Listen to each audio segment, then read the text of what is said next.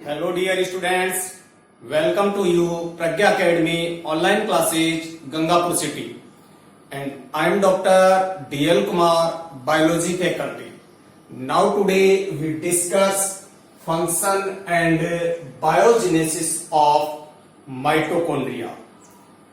Dear students, we discuss in previous video mitochondria structure या ultra structure of mitochondria, and now today we discuss function and biogenesis of mitochondria. Mitochondria के क्या function है और उसका biogenesis कैसे होता है, ये इस वीडियो में अपन डिस्कस करेंगे. अपने जो यूनिट है वो यूनिट चल रही है द सेल, और उसमें अपना जो टॉपिक है आज का वो है function and biogenesis of mitochondria. Clear? तो हम सबसे पहले बात करेंगे फंक्शन और बाद में अपन बात करेंगे biogenesis of mitochondria. First of all अपन बात कर रहे हैं फंक्शन. माइटोकॉन्ड्रिया के क्या फंक्शन है, और यहां हम जो फंक्शन है उनको हेडिंग के रूप में अपन बात कर रहे हैं, और यहाँ 10 इंपॉर्टेंट फंक्शन अपन बात करेंगे जो माइटोकॉन्ड्रिया से रिलेशन रखते हैं. चलिए अपन फर्स्ट फंक्शन बात करें, पावर हाउस. देखिए बेटा, जो माइटोकॉन्ड्रिया है वो कोशिका का पावर हाउस है. तो हमने जब इसका इंट्रोडक्शन किया था वहां पर भी मैंने आपको बात की थी कि powerhouse of cell is mitochondria. Mitochondria को कोशिका का क्या कहते हैं बेटा? पावर हाउस कहते हैं. जैसे अपने घरों में बिजली, जो लाइट अपने को वो पावर हाउस से मिलती है, उसी प्रकार कोशिका को जो एनर्जी है वो माइटोकॉन्ड्रिया से मिलती है, और इसी कारण से उसे यानी माइटोकॉन्ड्रिया को हम कोशिका का पावर हाउस कहते हैं. और जो माइटोकॉन्ड्रिया है उसमें इस तरीके की केमिकल जो रिएक्शंस या बायोकेमिकल रिएक्शंस होती है जिससे एटीपी का सिंथेसाइज होता है, एटीपी का संश्लेषण होता है, और एटीपी से हमारे को सेल्स को एनर्जी मिलती है. तो एटीपी का संश्लेषण होता है माइटोकॉन्ड्रिया में. जिस प्रकार से अपने को यूनिट के रूप में लाइट प्रोवाइड होती है, ऐसे एटीपी के रूप में माइटोकॉन्ड्रिया एटीपी के रूप में एनर्जी सिंथेसाइज करता है, और उससे अपने को सेल को एनर्जी मिलती है. तो हम सबसे पहले बात कर रहे हैं पावर हाउस. तो देखिए बेटा, terminal oxidation takes place through oxidative phosphorylation. देखिए बेटा, माइटोकॉन्ड्रिया में ऑक्सीडेटिव फास्फोराइलेशन होता है जिसके फलस्वरूप एटीपी का सिंथेसिस होती है, एटीपी की संश्लेषण होती है. देखिए, इट प्रोड्यूस एटीपी, और इस ऑक्सीडेटिव फास्फोराइलेशन से एटीपी प्रोड्यूस होती है. Where organic compounds are broken down to release. जो एटीपी सिंथेसिस जब होती है तो विभिन्न प्रकार के जो ऑर्गेनिक कंपाउंड है वो ब्रेक डाउन होते हैं या रिलीज होते हैं, और उससे एटीपी सिंथेसिस होती है. तो देखिए बेटा, अपन बात करें ATP synthesized inside the mitochondria provides energy for all cellular activities including overcoming tendency of entropy.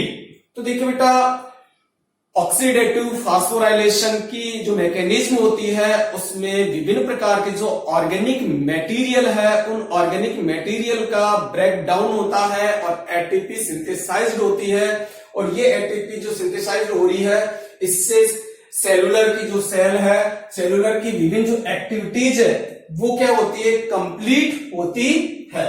और ओवरकमिंग टेंडेंसी ऑफ एंट्रोपी, और सेल की एंट्रोपी में बदलाव आता है. तो देखिए, कोशिका को या सेलुलर जो एनर्जी है वो कौन प्रोवाइड कर रहा है बेटा? माइटोकॉन्ड्रिया. तो माइटोकॉन्ड्रिया में ऑक्सीडेटिव फास्फोराइलेशन होकर एटीपी का सिंथेसाइज्ड होना और एटीपी के रूप में एनर्जी प्रोवाइड होना, यही क्या है? इस रीजन के कारण ही माइटोकॉन्ड्रिया को अपन क्या कहते हैं? कोशिका का पावर हाउस कहते हैं. ठीक है. देखिए बेटा, अपन ने माइटोकॉन्ड्रिया को क्या कहा, कोशिका का पावर हाउस, और एटीपी को क्या कहते हैं, कोशिका का पैसा या कॉइन कहते हैं, क्योंकि एटीपी के रूप में एनर्जी मिलती है। तो एटीपी एक तरीके से एनर्जी प्रोवाइड करने के लिए एक तरीके से अपन कहें कि प्राइस है ये इसकी। तो कोशिका की मुद्रा या पैसा क्या है, किसी सेल का कॉइन्स या रुपीस क्या है, तो वो है एटीपी। क्लियर? तो कई बार ये एग्जाम में क्वेश्चन आया हुआ है, पावर हाउस ऑफ माइटोकॉन्ड्रिया है, परंतु क्यों है उसका रीजन अपने को जानना है। तो रीजन क्या है वो मैंने आपको बता दिया है। तो माइटोकॉन्ड्रिया पावर हाउस क्यों है ये अपन जान चुके। नेक्स्ट फंक्शन अपन बात करें बेटा, सेकंड फंक्शन अपना एरोबिक रेस्पिरेशन। देखिए बेटा, जो माइटोकॉन्ड्रिया है उसमें एरोबिक रेस्पिरेशन से संबंधित जितने भी जो साइकिल्स होते हैं वो कंप्लीट होते हैं। तो देखिए, mitochondria perform Krebs cycle of aerobic respiration. तो देखिए, माइटोकॉन्ड्रिया के मैट्रिक्स में रेस्पिरेशन से या रेस्पिरेशन से या रेस्पिरेटरी सिस्टम से संबंधित जो एरोबिक जो रिएक्शन है, जिसे अपन कहते हैं क्रेब्स साइकिल, जो है वो कंप्लीट होता है। तो माइटोकॉन्ड्रिया के मैट्रिक्स में जो एरोबिक रेस्पिरेशन का जो क्रेब्स साइकिल है वो होता है, oxygen is used eight A terminal oxidant, oxidant. तो देखिए, oxygen is used in terminal oxidant, और जो ऑक्सीजन है उसका यूज किया जाता है ऑक्सीडेंट में, and CO2 and H2O are produced, और इस ड्यूरेशन में CO2 और H2O प्रोड्यूस होता है, इसका निकास होता है या इसका संश्लेषण होता है। तो देखिए बेटा, जो एरोबिक रेस्पिरेशन है उस क्रिया में क्रेब्स साइकिल जो होता है वो माइटोकॉन्ड्रिया में कंप्लीट होता है। तो माइटोकॉन्ड्रिया में क्रेब्स साइकिल भी होता है। तो ये इसका नेक्स्ट फंक्शन हो गया। ठीक है, नेक्स्ट अपन बात करें बेटा फैटी एसिड्स। माइटोकॉन्ड्रिया में देखिए फैटी एसिड्स बनते हैं, and number of fatty acid are synthesized in the mitochondrial matrix या मैट्रिक्स ऑफ माइटोकॉन्ड्रिया। तो माइटोकॉन्ड्रिया के मैट्रिक्स में विभिन्न प्रकार के फैटी एसिड की सिंथेसाइज्ड होती है। क्लियर? तो यहां पर विभिन्न प्रकार के जो फैटी एसिड है उनका सिंथेसिस होती है। Mitochondria also possess enzymes for their elongation, और फैटी एसिड के इलोंगेशन के लिए भी माइटोकॉन्ड्रिया रेस्पॉन्सिबल है। तो देखिए बेटा, फैटी एसिड जो है उनकी सिंथेसाइज्ड जो होती है वो माइटोकॉन्ड्रिया के मैट्रिक्स में हो रही है, और इसके साथ साथ ही फैटी एसिड के इलोंगेशन के लिए भी माइटोकॉन्ड्रिया रेस्पॉन्सिबल है। तो ये हो गया बेटा नेक्स्ट फंक्शन अपना इसका फैटी एसिड से। नेक्स्ट अपन बात करें एमिनो एसिड। तो देखिए बेटा, माइटोकॉन्ड्रिया के मैट्रिक्स में विभिन्न प्रकार के एमिनो एसिड का फॉर्मेशन भी होता है। तो देखिए, amino acid in glutamic and aspartic acid are performed from alpha ketoglutarate and oxalolate of Krebs cycle. जो क्रेब्स साइकिल के ड्यूरेशन में विभिन्न प्रकार के जो एमिनो एसिड बनते हैं, तो वो देखिए जैसे glutamate and aspartate acid are form alpha ketoglutarate oxaloacetate of Krebs cycle. तो क्रेब्स साइकिल के दौरान विभिन्न प्रकार के एमिनो एसिड का फॉर्मेशन भी होता है, और क्रेब्स चक्कर कहां हो रहा है? माइटोकॉन्ड्रिया में। तो माइटोकॉन्ड्रिया के मैट्रिक्स में क्रेब्स साइकिल होता है, और उस दौरान ग्लूटामिक और एस्पार्टिक जो एसिड है ये एक फॉर्म्ड अल्फा कीटो ग्लूटारेट और ऑक्सिलो एसिटेट जैसे एमिनो एसिड की फॉर्मेशन करते हैं। तो ये है बेटा एमिनो एसिड। नेक्स्ट अपन बात करें इंटरमीडिएट फॉर बायोकेमिकल्स। देखिए, बहुत सारे माइटोकॉन्ड्रिया में बहुत सारी बायोकेमिकल रिएक्शंस होती है, और उस ड्यूरेशन में जो विभिन्न प्रकार की जो इंटरमीडिएट जो कंपाउंड है उनकी फॉर्मेशन होती है। तो Krebs cycle of respiration provides intermediates for synthesis of cytochromes, chlorophyll, ferredoxin, hemoglobin, steroids, alkaloids and pyramids इनका फॉर्मेशन भी होता है। तो देखिए बेटा, जो क्रेब्स चक्कर में विभिन्न प्रकार की जो केमिकल जो रिएक्शन हो रही है, उस ड्यूरेशन पे विभिन्न प्रकार के इंटरमीडिएट जो क्या बनते हैं, बायोमोलिक्यूल्स या बायोकेमिकल्स बनते हैं, उनका भी फॉर्मेशन होता है। तो Krebs cycle of respiration provide intermediate for synthesis of cytochrome, chlorophyll, ferredoxin, haemoglobin, steroid, alkaloid और पिरिमिडिन्स, इनकी फॉर्मेशन भी होती है। क्रेब्स साइकिल और रेस्पिरेटरी जो सिस्टम अपना जो रेस्पिरेशन होता है उस ड्यूरेशन में, जो कि माइटोकॉन्ड्रिया में होता है। ठीक है, तो ये इंटरमीडिएट बायोकेमिकल का फॉर्मेशन भी होता है। नेक्स्ट अपन बात करें कैल्शियम। तो देखिए बेटा, mitochondria can store and release calcium ion. Mitochondria जो है वो कैल्शियम आयन उनका स्टोर करता है और रिलीज भी करता है। तो कैल्शियम आयन का एक तरीके से स्टोर और रिलीजिंग सेंटर भी कौन है बेटा? माइटोकॉन्ड्रिया। नेक्स्ट अपन बात करें थर्मोजेनेसिस। देखिए बेटा, थर्मोजेनेसिस यानी टेम्परेचर को मेंटेन करने का कार्य इन टिश्यूज स्पेशलाइज्ड और प्रोड्यूस हीट। कुछ इस प्रकार के टिश्यू होते हैं जो हीट क्या करते हैं, प्रोड्यूस करते हैं। ठीक है, और उन्हें कहते हैं अपन thermogenesis. Mitochondria inner membrane, mitochondria की जो इनर मेम्ब्रेन है, एटीपी सिंथेसाइज, वहां एटीपी का सिंथेसाइज होती है या एटीपी सिंथेसिस होती है। तो माइटोकॉन्ड्रिया की जो इनर मेम्ब्रेन है वहां एटीपी सिंथेसाइज हो रही है, and the energy generate in oxidation of food is release as heat. और फूड के ऑक्सीडेशन से एनर्जी रिलीज होती है हीट के रूप में, जिससे क्या होती है बेटा? थर्मोजेनेसिस। टेम्परेचर का फॉर्मेशन भी हीट के रूप में टेम्परेचर डेवलप होता है और टेम्परेचर को मेंटेन करके रखता है। तो देखो, रेस्पिरेशन सिस्टम में अपन ने देखा होगा अपने जीवन में कि अपने जब अपन सांस छोड़ते हैं, रेस्पिरेशन छोड़ते हैं या ऑक्सीजन छोड़ते हैं, अपने श्वसन को छोड़ते हैं, तो थोड़ी सी गर्म होती है। वो गर्म इसीलिए है क्योंकि वो फूड के ऑक्सीडेशन के कारण वो क्या ले रही है, हीट ले रही है, और वो जो हीट होगी वो माइटोकॉन्ड्रिया द्वारा ही मेंटेन की जाती है। तो थर्मोजेनेसिस की क्रिया भी इससे होती है। टेम्परेचर का फॉर्मेशन भी ये करता है और बॉडी के टेम्परेचर को मेंटेन करने में भी इसका रोल होता है। ठीक है, नेक्स्ट अपन बात करें मैटरनल इनहेरिटेंसी। मैटरनल इनहेरिटेंसी बेटा, या साइटोप्लाज्मिक इनहेरिटेंसी भी अपन इसको कह सकते हैं।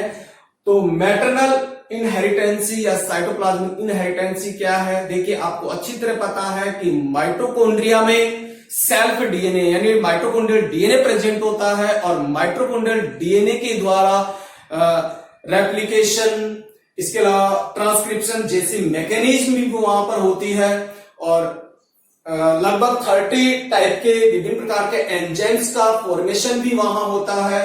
तो ये क्या है? मैटरनल इनहेरिटेंसी। तो जो माइटोकॉन्ड्रियल डीएनए है, वो माइटोकॉन्ड्रियल जो डीएनए है वो मैटरनल या साइटोप्लाज्मिक जो इनहेरिटेंसी है उसका भी डिटर्मिनेशन करता है। क्लियर? तो देखिए, अपन बात करें यहां पर mitochondria take part in direct transfer of traits from mother to the offspring, as the cytoplasm of zygotes is mainly formed of zygote of the ovum।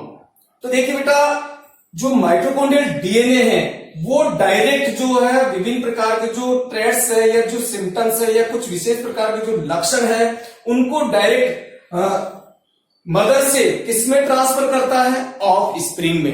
तो मैटरनल जो इनहेरिटेंसी है वो मदर में जो उसके साइटोप्लाज्म में जो ट्रेट्स प्रेजेंट है उनको सीधे ऑफ स्प्रिंग में ये ट्रांसफर करता है।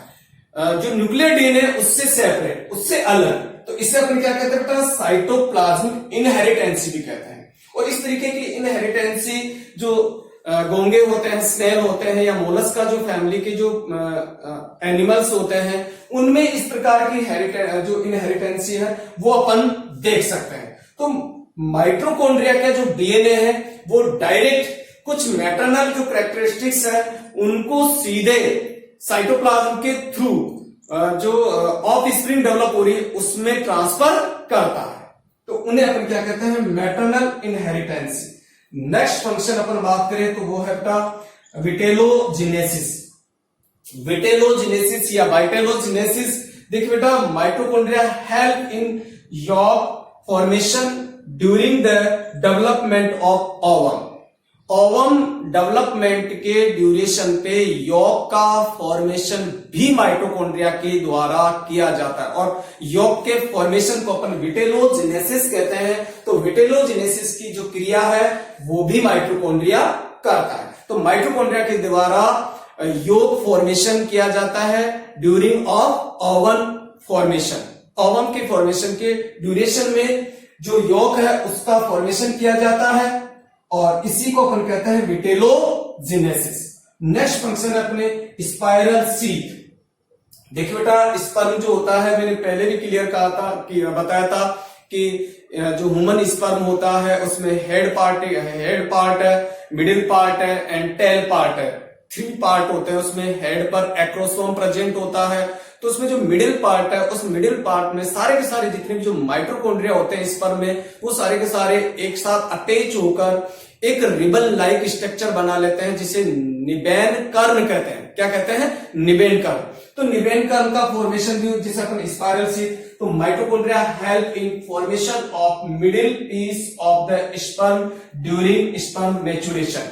तो स्पर्म मैच्योरेशन के दौरान पर जो स्पर्म का जो मिडिल पार्ट है उसका फॉर्मेशन भी किससे होता है बेटा? माइटोकॉन्ड्रिया से, और उसकी सीथ का फॉर्मेशन माइटोकॉन्ड्रिया से होता है। तो ये अपन ने 10 फंक्शन देखे माइटोकॉन्ड्रिया के, जिसमें मैं वापस थोड़ा फास्टली रिपीट कर दूं।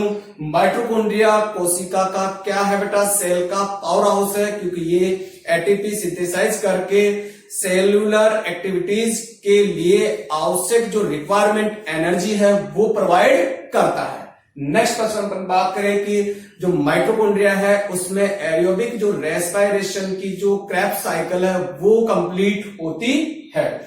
जो माइटोकॉन्ड्रिया है उसमें विभिन्न प्रकार के फैटी एसिड का फॉर्मेशन होता है, और फैटी एसिड का एलोगेशन भी माइटोकॉन्ड्रिया में होता है। नेक्स्ट अपन बात करें तो माइटोकॉन्ड्रिया में विभिन्न प्रकार के एमिनो एसिड का फॉर्मेशन और उनकी जो चेंजिंग जो मैकेनिज्म है वो भी माइटोकॉन्ड्रिया में होती है।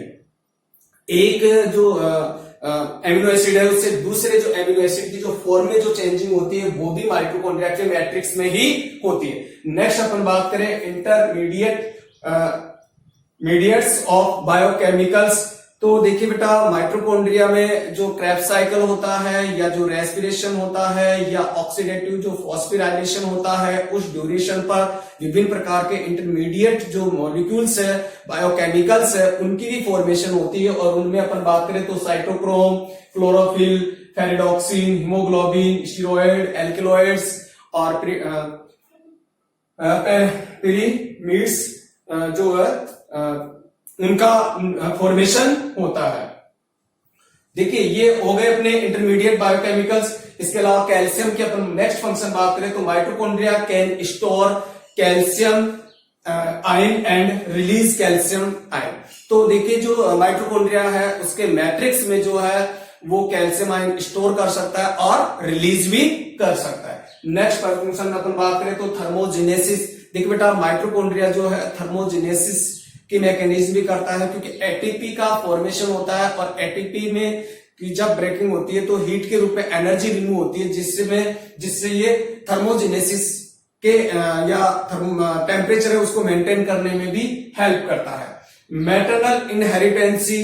देखिए बेटा, जो माइटोकॉन्ड्रिया में जो डीएनए प्रेजेंट है ये डायरेक्ट कुछ इस तरीके के कैरेक्टरिस्टिक्स जो है वो ऑफ स्प्रिंग में रिप्रेजेंट करता है, और इस प्रकार के जो जो हेरिटेंसी जो माइटोकॉन्ड्रियल डीएनए के द्वारा कंट्रोल रहे हैं उसे अपन मैटरनल इनहेरिटेंसी या साइटोप्लाज्मिक इनहेरिटेंसी के रूप में जानते हैं। जैसे मोलस्का फैमिली में या जो मोलस्का संघ है, किंगडम जो अपना फाइलम है, उसमें जैसे उसका जो कवच है, उस कवच की जो डायरेक्शन है, इस तरीके जो उसकी डायरेक्शन है, उसके जो लक्षण है वो साइटोप्लाज्मिक इनहेरिटेंसी द्वारा डिटरमाइंड होते हैं। ठीक है, नेक्स्ट अपन बात करें विटेलोजेनेसिस जो अपना फंक्शन है उसमें। देखिए बेटा, ओवम फॉर्मेशन के ड्यूरेशन पर योग का फॉर्मेशन जब होता है तो योग के फॉर्मेशन में माइटोकॉन्ड्रिया का बहुत बड़ा रोल होता है।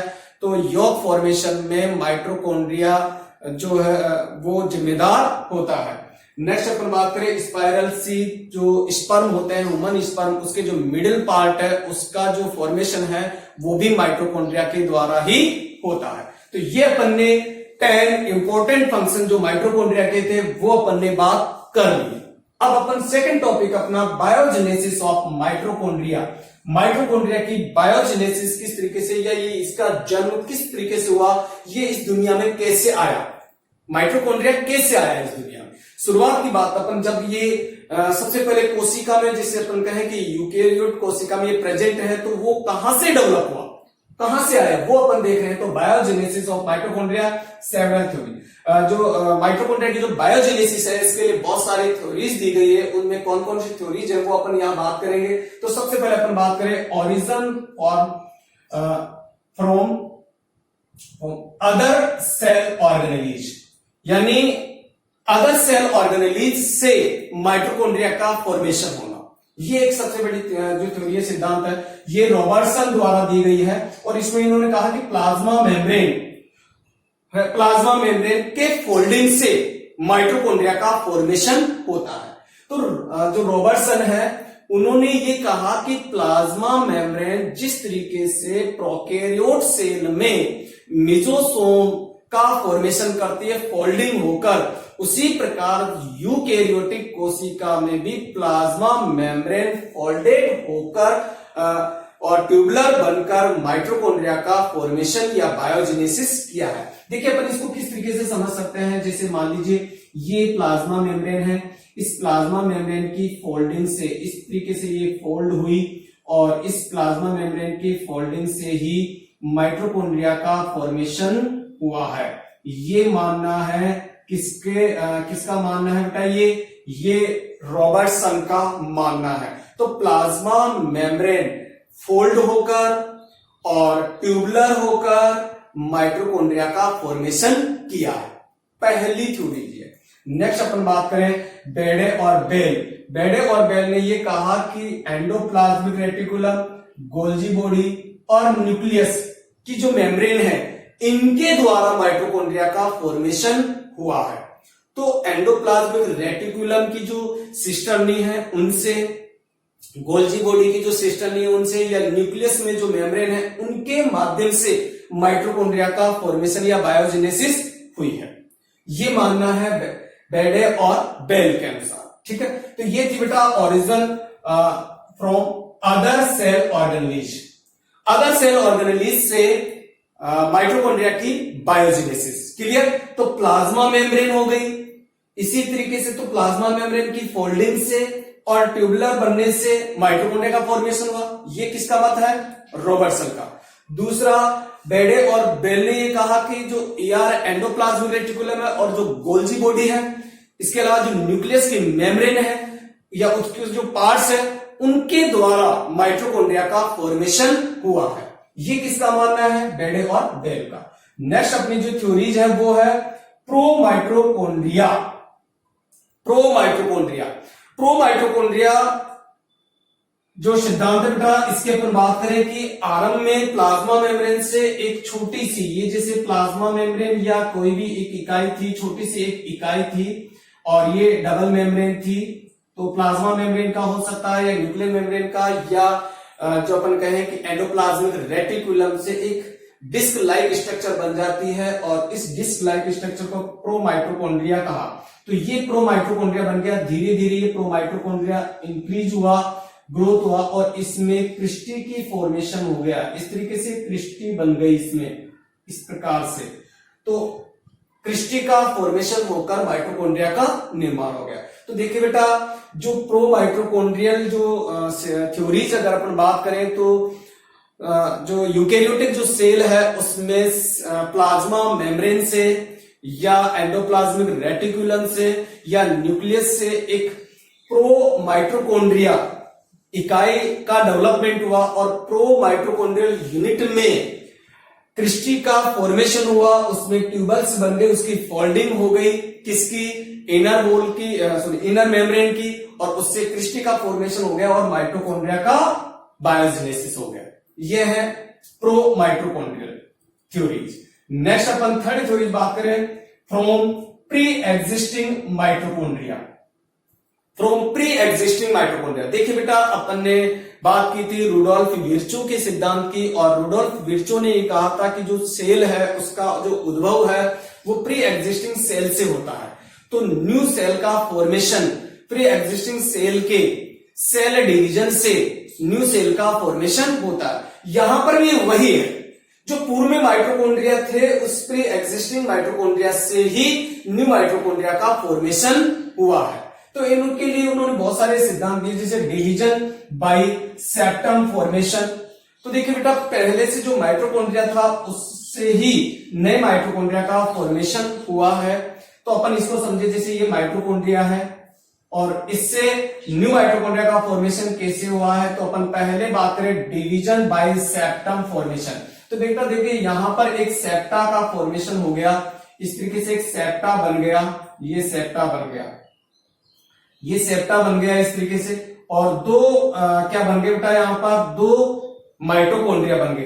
तो सेप्टा का फॉर्मेशन होकर क्या बन जाता है, न्यू माइटोकॉन्ड्रिया का फॉर्मेशन हो जाता है। तो इनके बीच एक सेप्टा बन जाता है। जैसे मैं इसको और दोबारा अगर क्लियर करूं आपके सामने, तो देखिए अपने ये आउटर मेम्ब्रेन हो गई और ये अपनी इनर मेम्ब्रेन है जिसमें ये क्रिस्टी प्रेजेंट है माइटोकॉन्ड्रिया के, ये क्रिस्टी है, और यहां मान लीजिए ये सेप्टा बन गया, गहरी हो गई नोच, और ये इस तरीके से यहां सेप्टा बन गया और यहां पर न्यू क्रिस्टी की फॉर्मेशन हो गई, और ये ठीक है, और इससे ये यहां से अलग होकर ये न्यू क्रिस्टी बन गई और यहां से ये अलग होकर एकदम से दो नए माइटोकॉन्ड्रिया बना लिया। तो इस तरीके से ये माइटोकॉन्ड्रिया ये अलग हो गया और ये माइटोकॉन्ड्रिया अलग हो गया।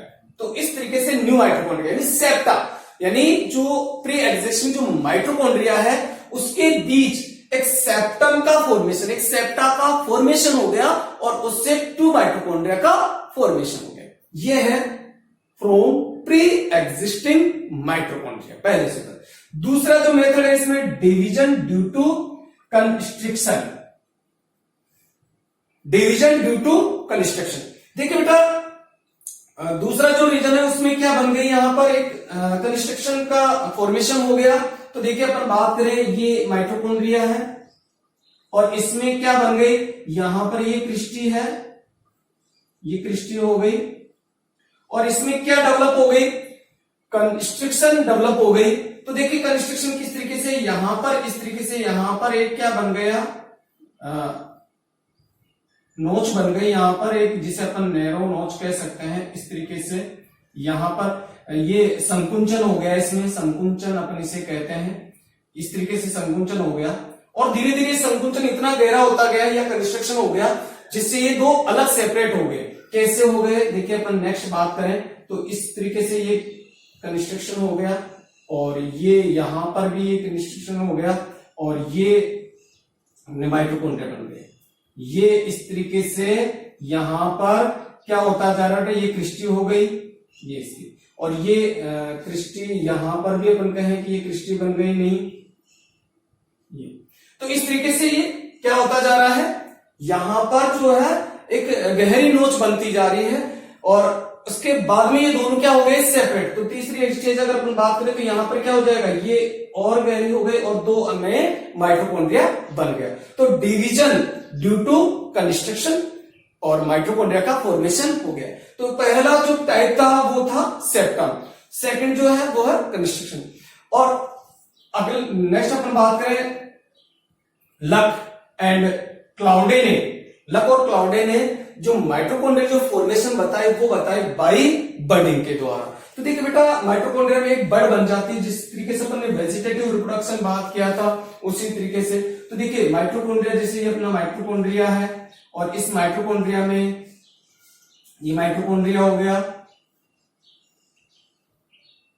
ये माइटोकॉन्ड्रिया हो गया, इसमें एक छोटी सी बड बन जाती है यहां पर, और ये बड बन गई, ये जिसे अपन कहते हैं मुकुलन कहते हैं, या मुकुल बन गई। तो बडिंग के माध्यम से यह बड बन जाती है। धीरे धीरे ये बड ग्रोथ करती है। तो जिसे मैं बात करूं कि यहां पर जो सेकंड पोजीशन जब इसकी आएगी तो ये इस तरीके से बड जो है वो इंक्रीज कर जाएगी, ये बड इंक्रीज कर गई,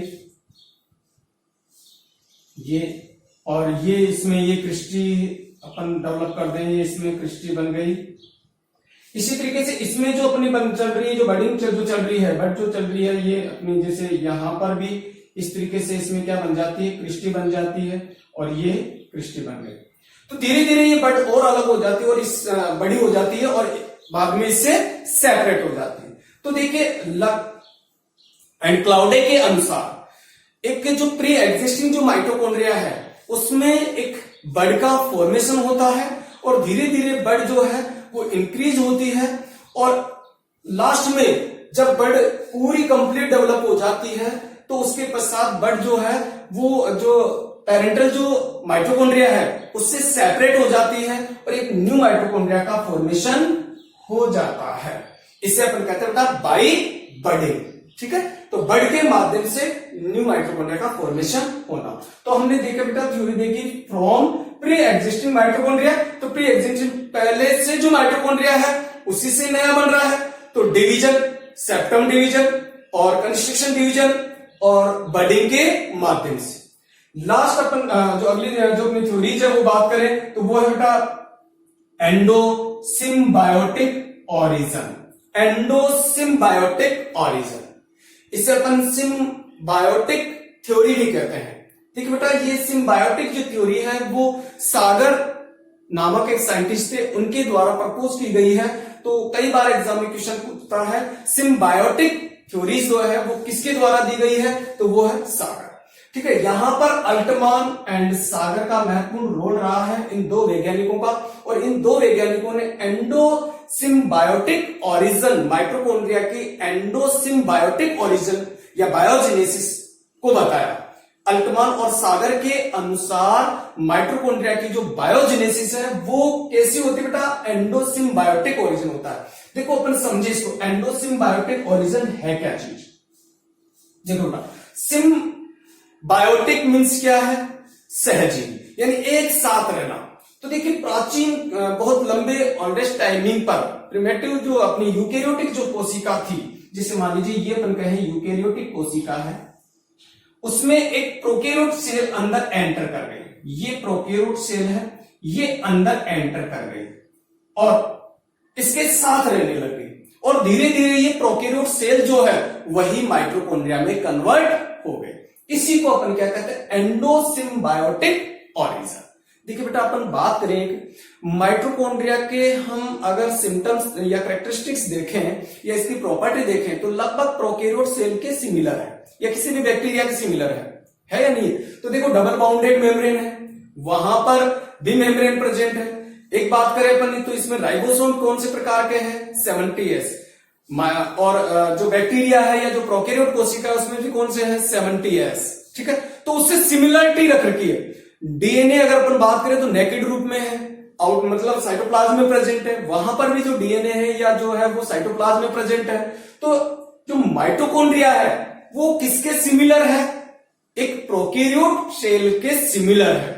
तो यूकेरियोट कोशिका के अंदर एक प्रोकैरियोट सेल जो है वो प्रवेश कर गई और कई सालों वर्षों तक ये किस रूप में रही, एंडोसिम्बायोटिक यानी अंतर सहजीवी के रूप में जीवन यापन की, इसके साथ साथ रही, और ये बाद में किस में कन्वर्ट हो गया, माइटोकॉन्ड्रिया में। तो यह है बेटा एंडोसिम्बायोटिक ओरिजिन।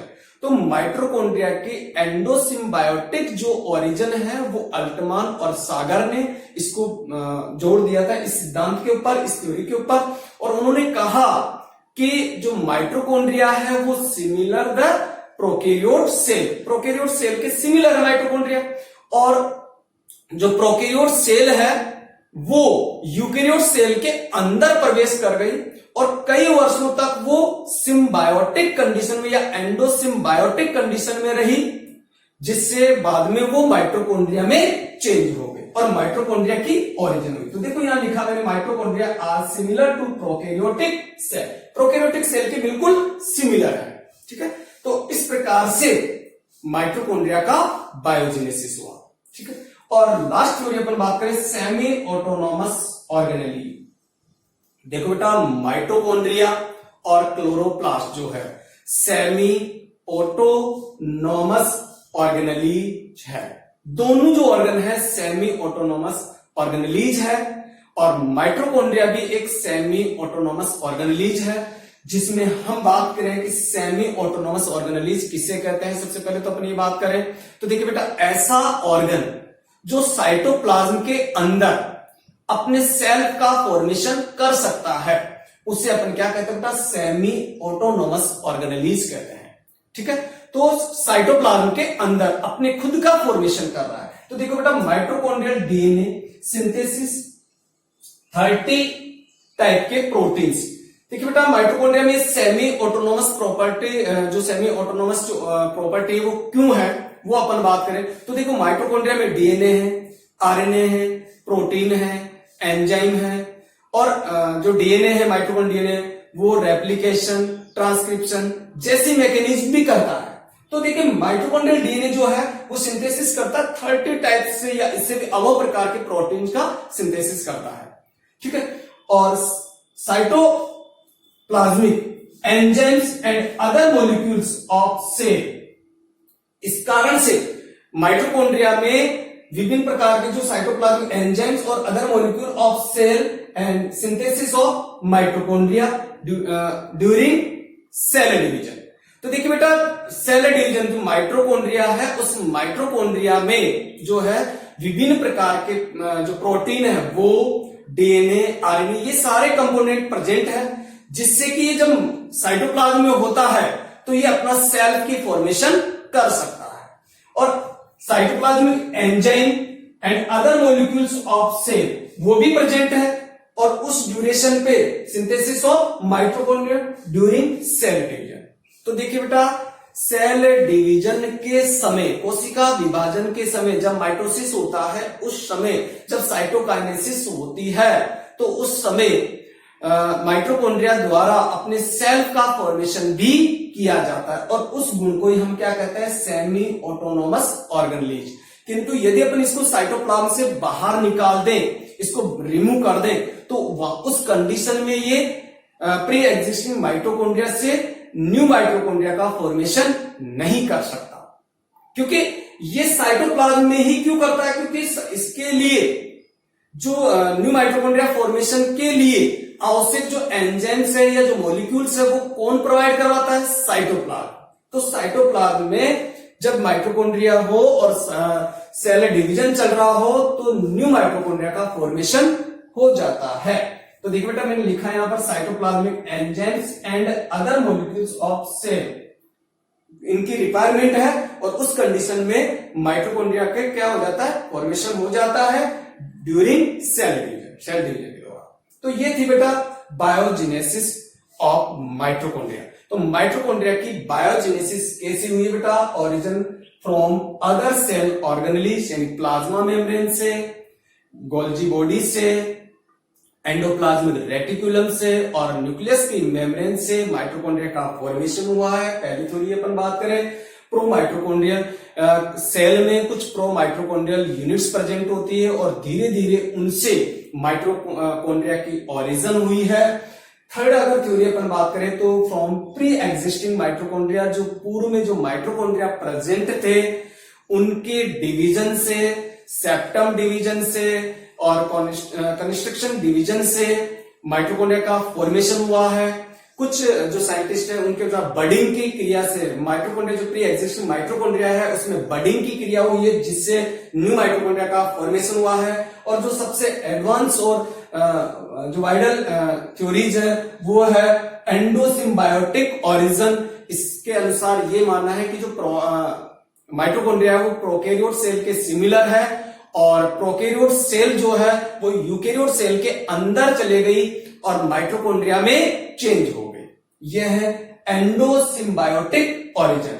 और सेमी ऑटोनोमस ऑर्गेनेलिज की अपन बात करें तो माइटोकॉन्ड्रिया और क्लोरोप्लास्ट जो है सेमी ऑटोनोमस ऑर्गेनेलिज है, क्योंकि माइटोकॉन्ड्रिया में सेल का डीएनए, आरएनए, प्रोटीन्स ये प्रेजेंट होते हैं और जब माइटोकॉन्ड्रिया या क्लोरोप्लास्ट जब साइटोप्लाज्म में होता है तो वो न्यू माइटोकॉन्ड्रिया का फॉर्मेशन कर सकता है। इसी को अपन सेमी ऑटोनोमस ऑर्गेनेलिज के रूप में जानते हैं। Clear students? तो ये था आज के अपने वीडियो में function and biogenesis of mitochondria. Okay, thank you. जय हिंद, जय भारत।